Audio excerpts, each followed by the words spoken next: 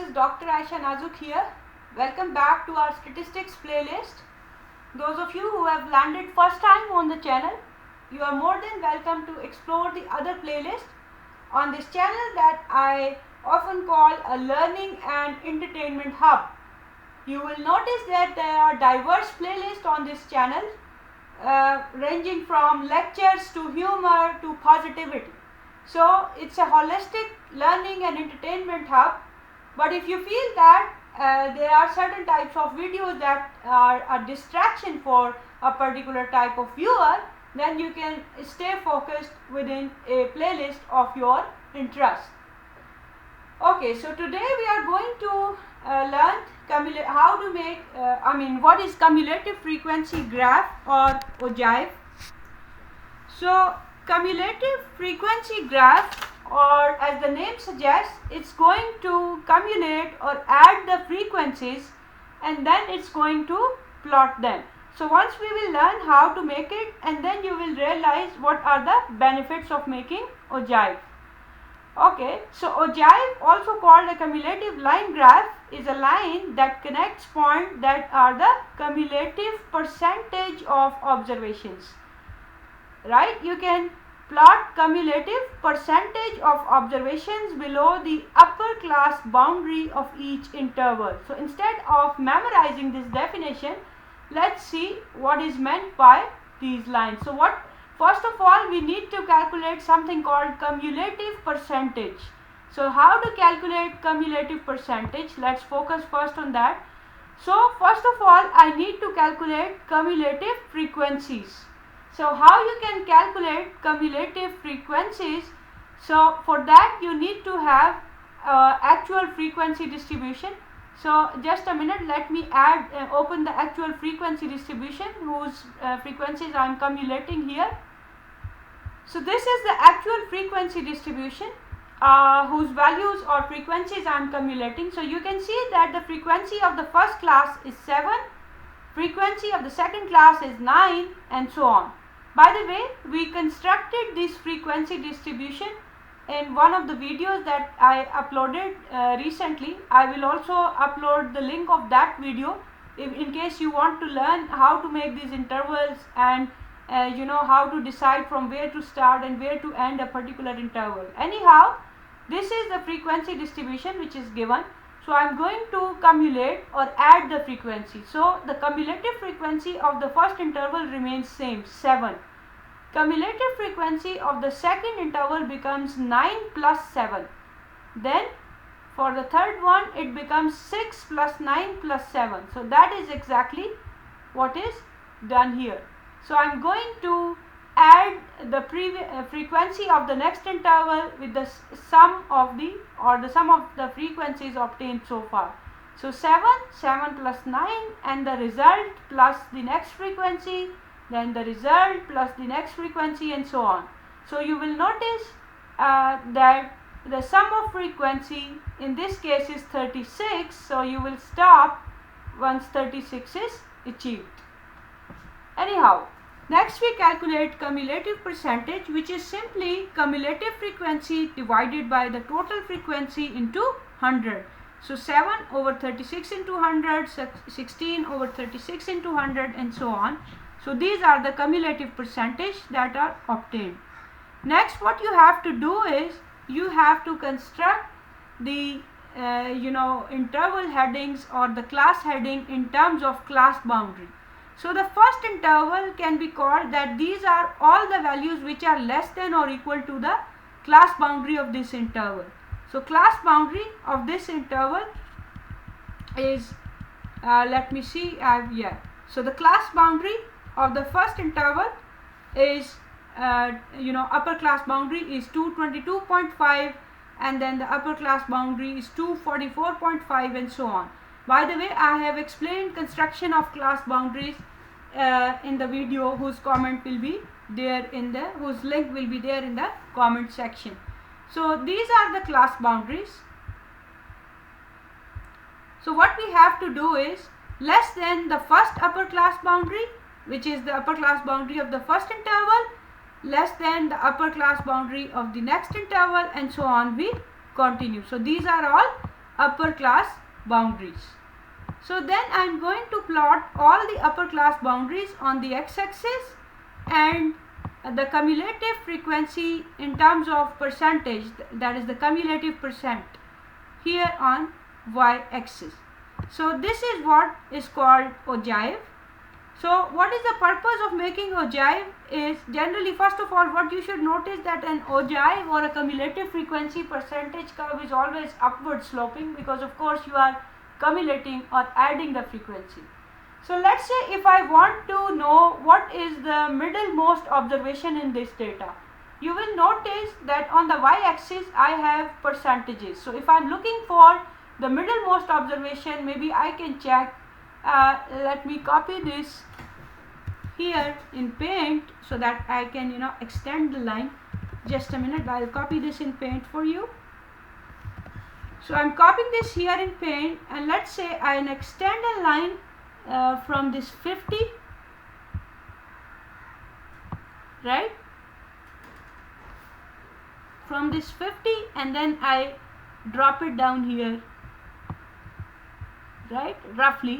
So you can see the approximate value of median. I will use this, introduce this terminology later on as well.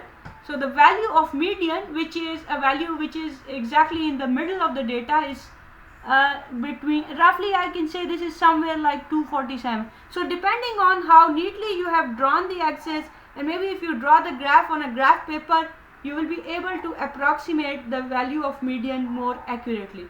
So this is one advantage of making ogive. Once you learn the concept of quintiles or quartiles, percentiles, so on in the later lecture, you will notice that you can easily find the percentiles also on this graph. For example, you can see if you want to find a value where 90% of the data is covered, so you can drop a line from 90, drop it down here, and you will estimate the value of relevant percentile. Anyhow, you can come back to this video after learning the concept of percentiles. So this is one of the purpose. With the help of ogive, we can locate median, and we can locate different types of values on which a certain percentage of data is covered. So next is the concept of shape of distribution. So next is the concept of shape of a distribution. By the way, we are currently looking after, or we are currently studying the topics of descriptive statistics, which is all about describing data sets, and for that purpose currently we are using the tool of graphs or charts. So we can easily describe the shape of a distribution by a histogram. Now what is meant by shape of a distribution? It simply means that what is the overall pattern of the data, right? For example, in easy world, sometimes if you, for example, if you look at this these two types of histogram, in histogram A, the middlemost, roughly the middlemost bar is relatively a lower value, and the outer tails, they are in agreement with the, for example, the left tail is in agreement with the right tail. So this is sort of a U-shaped distribution. If you superimpose a curve on this, it's roughly a U-shaped distribution. And this type of a histogram, if I superimpose a curve on it, this is sort of a bell-shaped distribution. So a shape of a distribution is all about realizing whether the distribution is symmetric or not. So what is meant by symmetric? The middlemost observation, if I let me copy this here and Paint once again for better understanding. You see, if this is in figure A, let's say I drop a line here just to help you understand. So if I fold these two parts, the left panel and the right panel, just like you fold your hands, left hand onto the right hand. So if you don't have any anomaly, unfortunately, your left hand will exactly come over the right hand. My due apologies if that is not a use of an inclusive terminology. I am not alluding towards any disrespect for anyone having any sort of a anomaly in the hands. Anyhow, so if you fold the left and the right panel of the diagram, they will exactly come onto each other. Just consider it's a piece of a paper, and you are folding that paper by using this line as the center. So the left panel and the right panel are exactly the mirror images of each other. Similarly, in figure B, if I drop a line here as well in the center, once again, if you flip over the two panels, they are mirror images of each other. So these two data sets are symmetric data set. So why are we interested in symmetric data set? Is because symmetric data sets are data sets in which the left panel or the right panel are, in other words, the values that are in the beginning of the data, they are much like the values that are towards the end of the data. For example, if this is the data of a stock return, you know that this stock return is taking a value in this interval exactly same number of times as it is taking in the last interval. So let's say if this interval is 1 to 3 and the last one is, let's say, 6 to 8, so you know that the probability of stock return between 1 to 3 is same as the probability of stock return between 6 to 8. So these are some of the reasons why we analyze the shape of a distribution, and if shape of a distribution is symmetric, that actually enables you in analyzing only half of the data and giving results about the other half, because you have just noticed that one half is the mirror image of the other half. The diagram or the figure in B is a special case of a symmetric distribution where the display is bell shaped, and this is called normal distribution, which you will use later in the course as well, or other related concepts of statistics. So normal distribution is a special type of symmetric distribution which is bell shaped. So anyhow, I have just explained what is the purpose of analyzing shape of a distribution, so that you can recognize the data generating pattern, and based on that pattern you can take certain type of basic decisions that I just discussed, the idea of stock returns and their probability of a stock return between any two intervals. So realizing the shape of the distribution helps you take decisions about that random variable whose distribution you are drawing. Next is the right skewed distribution or positively skewed distribution.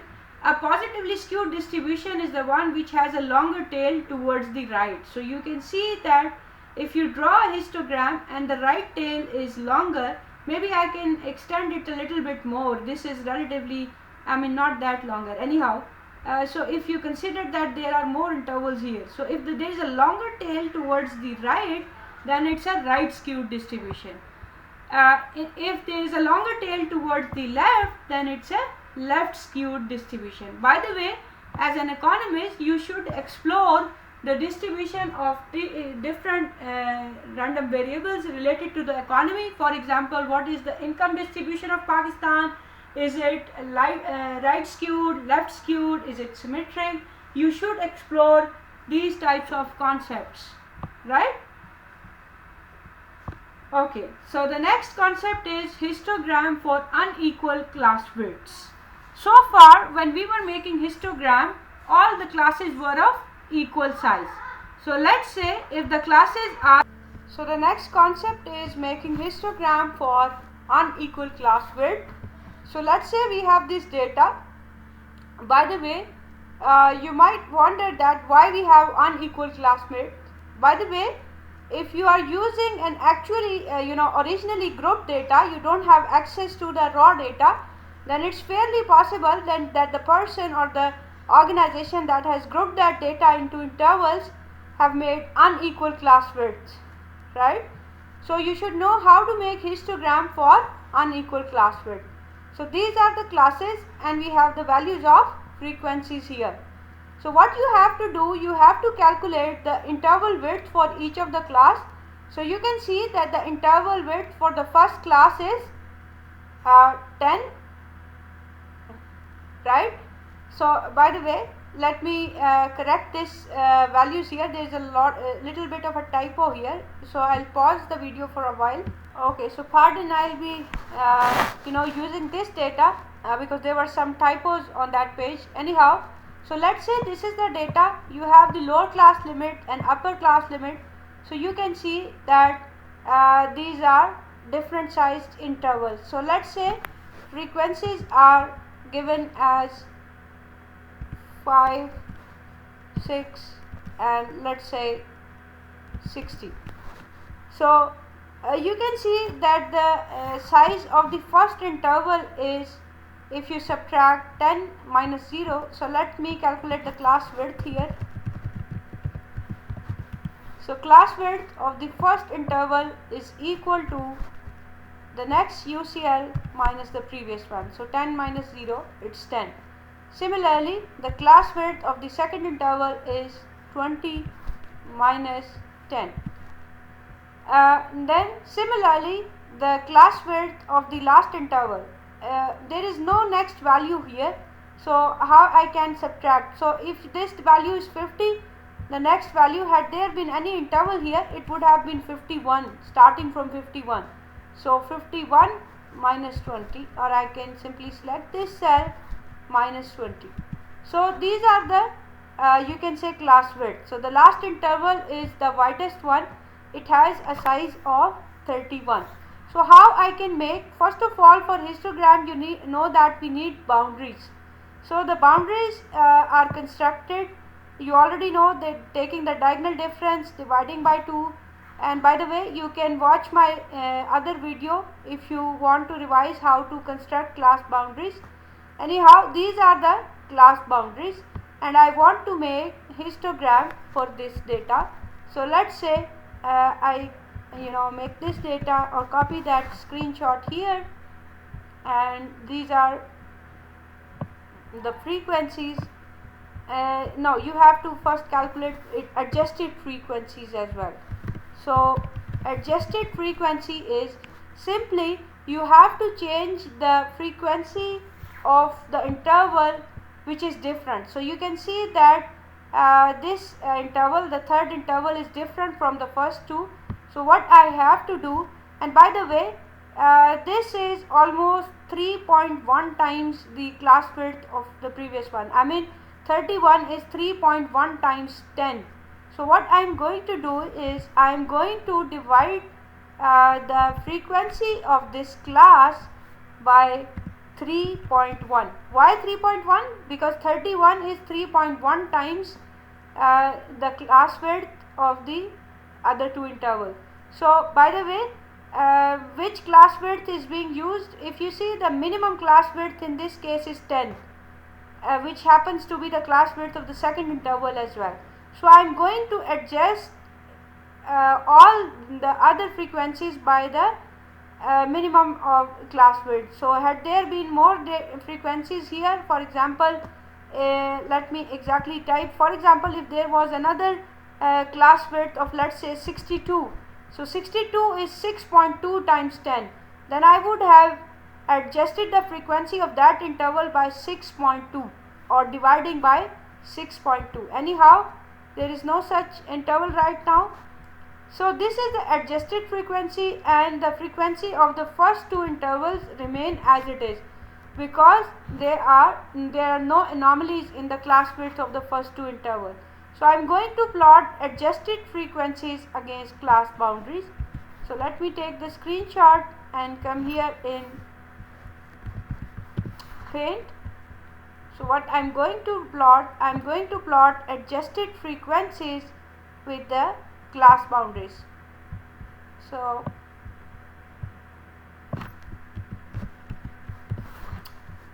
rest of the steps are same. You have to simply plot the adjusted frequencies on the y-axis and class boundaries on the x-axis, right? So class boundaries here on the x-axis and adjusted frequencies here on the y-axis. So the adjusted frequencies vary from 5 to 20. So maybe I can take a scale of 5 unit, and the class boundary. So what you have to do is you have to start with the first lower class boundary and then take all these upper class boundaries here. So the first lower class boundary is negative. So I need a little bit of x-axis towards the negative side as well.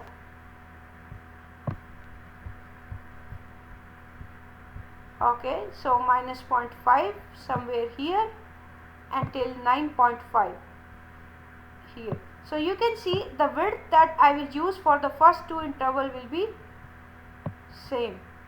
The last interval is, as I told you, 3.1 times the first two intervals. So I am going to take exactly the triple of the width. Roughly 3.1 is roughly triple. So I am going to take this width, and roughly the triple of this width is, let's say, here. By the way, if you will be drawing on a piece of paper, you will be using scale, so you will make sure that this is not roughly but exactly triple of this width. Or maybe if you're using the graph paper, you can be more accurate. Anyhow, the adjusted frequencies are 5, 6 and 19. So maybe I can use, this is 5 and then we have it 10 and 15 and then let's say 20. So the first interval minus 0.5 to 9.5 has an adjusted frequency of 5. So if the first this represents 5, so roughly this is how I'm going to, pardon the anomaly in the drawing. Anyhow, if you're making on a paper, you can draw a straight line more accurately. Then the next interval has an adjusted frequency of 6, so roughly a little bit higher.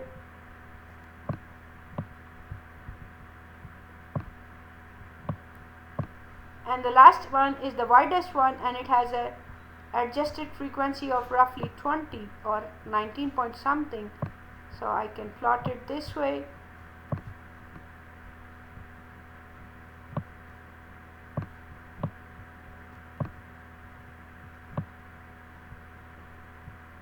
Of course, these need to be exactly or straight drawn. So this is how you can make histogram for unequal class sizes.